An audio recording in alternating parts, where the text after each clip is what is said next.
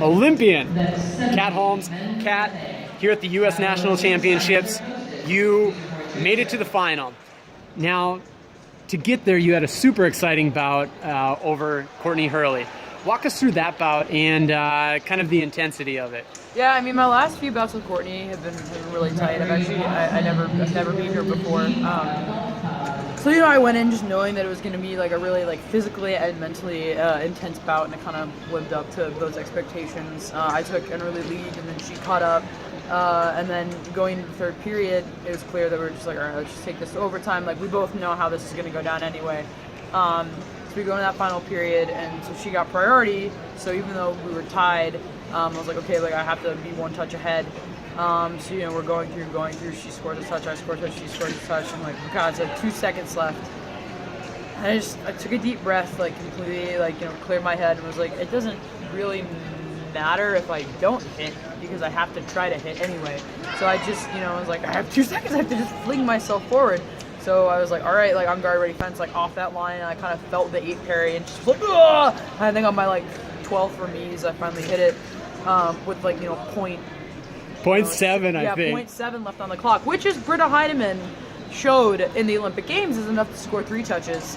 So on guard ready fence, I was back down that strip. So that it's always tough fencing your teammate, and then to fence your other teammate who's your teammate's sister. We were both very tired at that point. It's hard fencing on that concrete. But again, every time Kelly and I fence, it's always super, super close. So we went into it knowing that it was going to be a battle, and it was down to that last touch. So would I have liked to have won? Yeah, but I'm happy with my fencing. I'm feeling very strong, kind of going into the rest of this season and World Championships. So ready to keep going. Yeah, and of course, securing your spot again in yet another senior team. But going back to what you mentioned about Courtney and kind of the track record there. First win, super exciting. Over these past few years, you've really been climbing in your own fencing, but also we see how that measures up against your fellow national team members in the rest of the world and how you're closing the gap in some of those other premier fencers.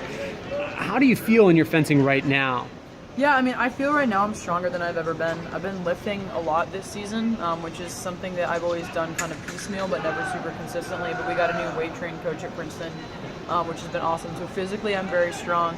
I feel like going to the Olympics, really, I learned, even though I fenced one bout in the individual and just a few bouts in the team, I feel like I really learned a lot, not just in terms of this action that X fencer does, but in terms of believing in myself and trusting myself. And Zoltan and I now, we have that Olympic quad behind us, we have that Olympic Games, and we kind of know what to focus on and what to work towards. And so I feel this year in my own fencing made a lot of gains. Those gains might not necessarily be super visible right away in terms of my results, but I feel in my fencing that I am progressing, that I am getting stronger, not just in terms of sheer muscle mass or anything, but just in terms of my overall capabilities. Definitely. And to that point about the mentality, you mentioned about the conviction to just go for it in those closing moments against Courtney. How did the history between the two of you influence your approach today?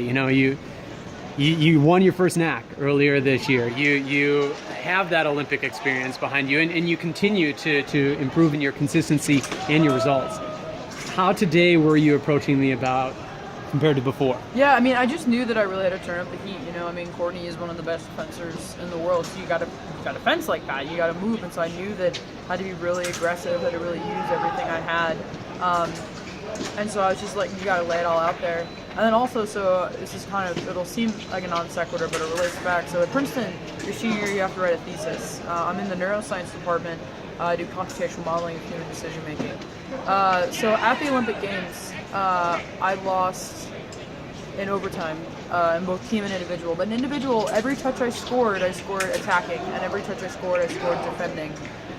So 4-4 going into overtime. You'd think that I would have figured out that I should have attacked, but no, I defended. Why? Why did I do that?